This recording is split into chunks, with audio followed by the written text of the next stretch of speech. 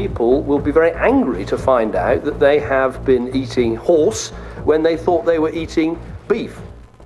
Horse meat scandal shone a spotlight on farming practices and where our food actually comes from. We know a lot of the meat we buy comes from factory farming, but is that a problem? Phillip Lymbery, the CEO of Compassion in World Farming, thinks so, and has written a book about it with the journalist Isabel Oakeshott. I asked him what he found as he travelled the world looking at the way food is produced.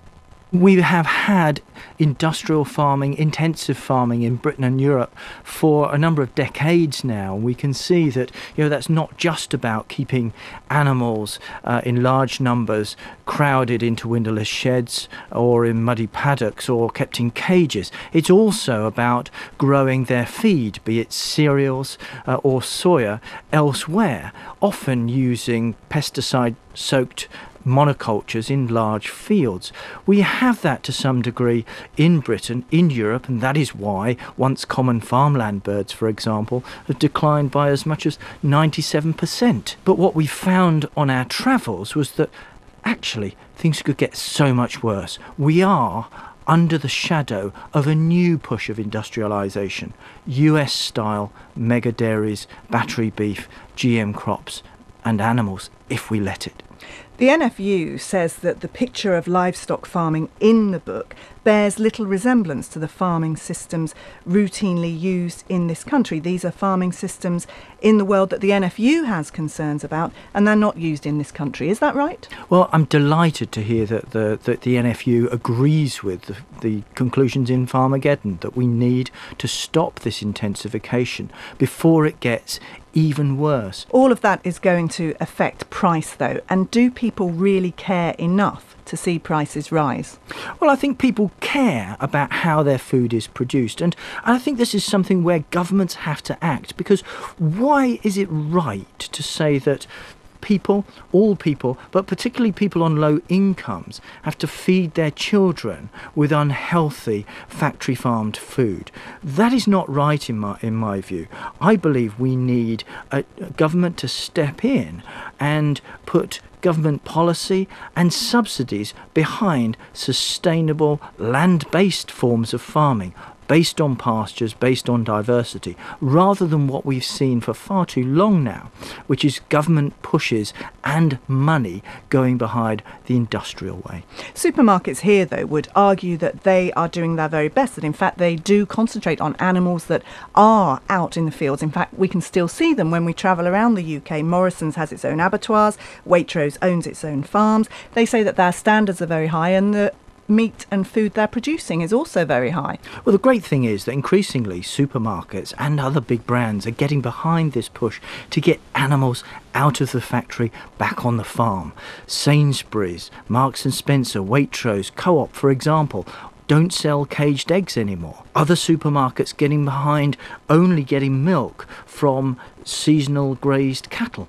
Wonderful moves. McDonald's only using free-range eggs in Britain, only using pasture-reared beef. Great. Let's see more of that. 1 year on from the horse meat scandal, only 1 in 10 say that they wouldn't continue to buy from those brands linked to the horse meat scandal.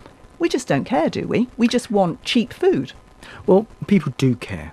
Opinion polls tell us that. Buying behaviour changes tell us that. What we do need is honest labelling. You see, when you go to buy meat or milk, you won't find factory farmed meat labelled as such. You won't find it labelled as intensively produced. What you will find it often is terms like fresh or country fresh. It is quite clear, though, what's free range or what's out to pasture on meat, isn't it? Waitrose will say that they do label that very clearly.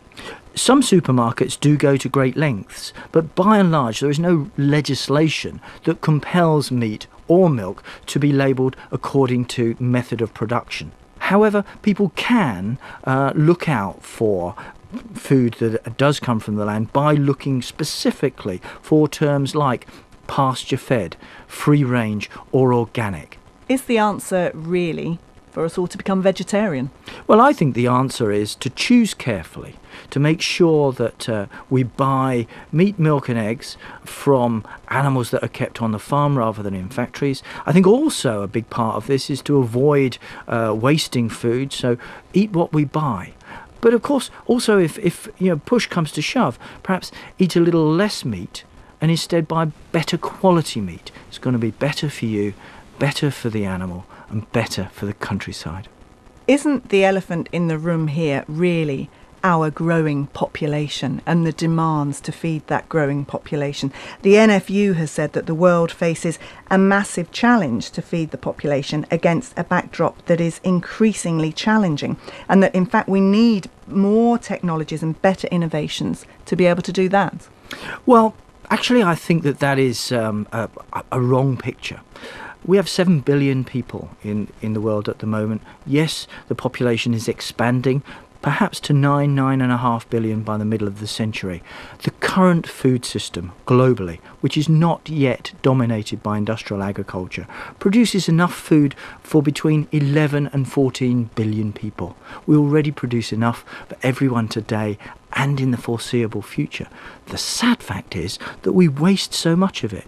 More than half of the food produced in the world is wasted through allowing it to rot or throwing it away. Or a little known fact is that the single biggest area of food waste is the feeding of grain, cereals and soya to industrially reared animals, who then waste it in conversion to meat, milk and eggs.